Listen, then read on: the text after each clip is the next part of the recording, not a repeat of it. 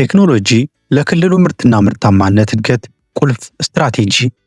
የአማራ ክልል የኢኮኖሚ እድገት ለማፋጠን የሥራ ዕድል ለመፍጠርና የህብረተሰቡን የኑሮ ደረጃ ለማሻሻል የቴክኖሎጂ ልማት ሽግግር ወሳኝ ምሰሶ መሆኑን የክልሉ አመራሮች እንዲሁም የክልሉ ህብረተሰብ በሚገባ ይገነዘባል። በዚህ ረገድ የአማራ ክልል ስራና ስልጠና ቢሮ በስሩ በሚገኙት 126 የመንግስት ፖሊቴክኒክና የቴክኒክና ሙያ ኮሌጆች ወይም ቲቤት አማካኝነት የቴክኖሎጂ ፈጠራና የዲጂታላይዜሽን ትግበራን በማፋጠን የክልሉን የምርትና ምርታማነትን አቅም ለማሳደግ ጉልህ ሚና እየተጫወተ ይገኛል።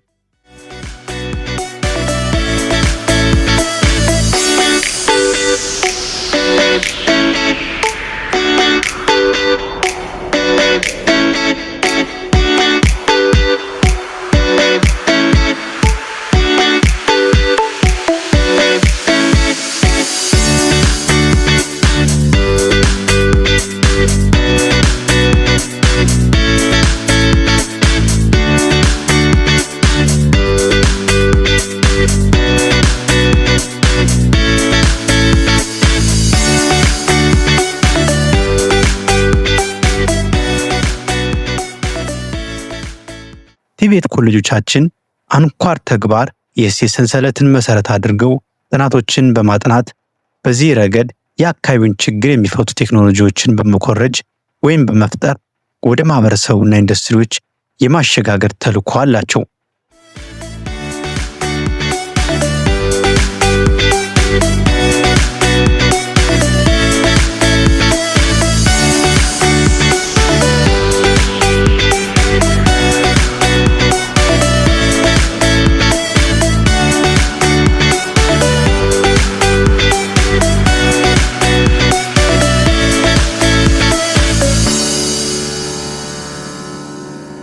በ2017 ዓ.ም የአብክ መስራና ስልጠና ቢሮ በኮሌጅ በክላስተርና በክልል ደረጃ ለ9ኛ ጊዜ የክህሎት የቴክኖሎጂና የጥናትና ምርምር ውድድር አካሂዶ ነበር።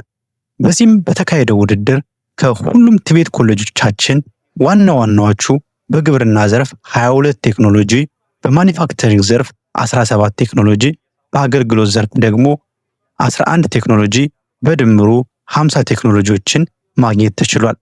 እነዚህን ቴክኖሎጂዎች በፕሮቶታይፕ ደረጃ በቲቤት ኮሌጆቻችን ወይንም በቴክኒክና ሙያ ኮሌጆቻችን ተመርተው የተቀመጡ ሲሆን አንዳንዶቹም ወደ አካባቢው ማህበረሰብ ተሸጋግረው አገልግሎት እየሰጡ ይገኛሉ።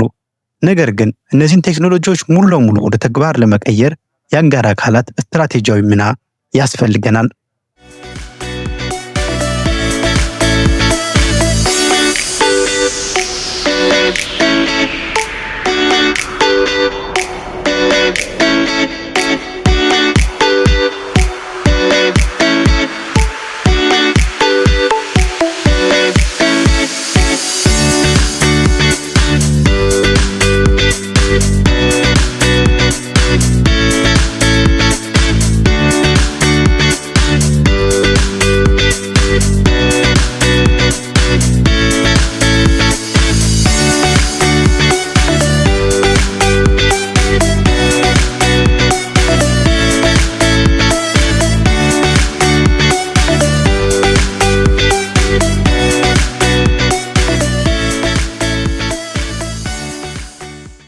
በዚህም መሰረት የግብርና ቢሮ በግብርና ዘርፍ የተመረጡ ቴክኖሎጂዎችን ለገበሬዎች አግሮ ፕሮሰሲንግ ኢንተርፕራይዞች በማዳረስ የቴክኒክ ድጋፍ የመስጠት የአጠቃቀም ግንዛቤ የማስጨበጥ ኃላፊነት ቢወስድ እነዚህን ቴክኖሎጂዎች በበቂ ሁኔታ ለማህበረሰባችን ማድረስ እንችላለን።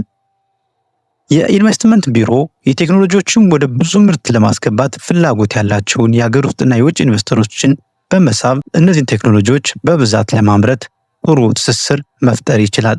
የፋይናንስ ተቋማት ቴክኖሎጂዎችን በብዛት ለማምረት የሚፈልጉ ኢንተርፕራይዞችን አምራቾች የብድርና የፋይናንስ ድጋፍ በመስጠት ኃላፊነትን ሊወስድልን ይችላል። በዚህ መንገድ ቴክኖሎጂዎችን በበቂ ሁኔታ በማባዛት ማዳረስ ይቻላል።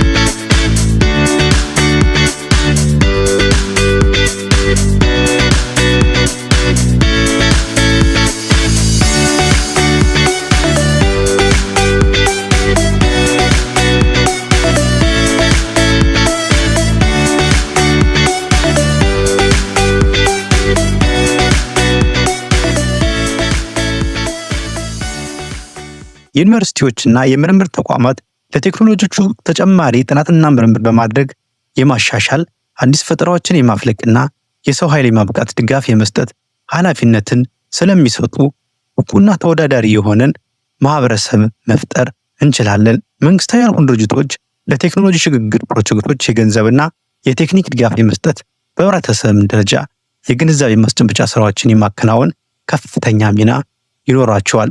በዚህ ትብብር እና ሌሎችም በአጋር አካላት በማካተት እነዚህን ቴክኖሎጂዎችና ሌሎች የሚፈጠሩ ቴክኖሎጂዎችን እንደ ክልል ለማህበረሰባችን አባስቶ የማዳረስ ስራ እንሰራለን። ቲቤት ፕሮቶታይፕ የማምረት በቂ ክህሎት፣ እውቀትና አቅም ያለው ተቋም ነው።